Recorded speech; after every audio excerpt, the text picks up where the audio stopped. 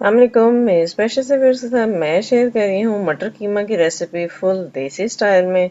Ginger garlic paste है मेरे पास 1 tablespoon, नमक जाएगा 1 टीस्पून, गरम मसाला पाउडर है 1 टीस्पून, 2 मीडियम साइज के टमाटोज चॉप किए हुए हैं, सूखा धनिया 1 टीस्पून और लाल मिर्च पाउडर जाएगा 1 टीस्पून। हल्दी पाउडर है मेरे पास ½ टीस्पून, 2 अदद सब्ज मिर्चें हैं स्लाइस की हुई हैं, रफली स्लाइस मीडियम साइज का प्याज था, हाफ कप योगर्ट और हाफ कप ऑयल और 1 पाव मटर है मेरे पास और कुछ सब्ज धनिया है मेरे पास चॉप किया हुआ है। कीमा है मेरे पास 500 ग्राम। अब एक बुक में हाफ कप ऑयल शामिल करके प्याज को थोड़ा सा सॉफ्ट कर लेते हैं, लहसुन अदरक का पेस्ट डाल के इसको भी सौते कर लेते हैं, टमाटर शामिल कर लें और नमक, लाल मिर्च पाउडर और सूखा धनिया शामिल करके इसको थोड़ा मिक्स कर लें। अब साथ ही हम इसमें शामिल कर लेंगे कीमा। कीमा मिक्स करके आपने इसकी अच्छी तरह से भुनाई करनी है लो टू मीडियम फ्लेम के ऊपर तकरीबन 20 से 25 मिनट के लिए, ताकि ये तकरीबन 50 to 60% कुक हो जाए। नेक्स्ट आपने क्या करना है, हल्दी पाउडर शामिल कर लेना है, ये आप स्पाइसेस के साथ ही ऐड कर लीजिएगा। मटर शामिल करके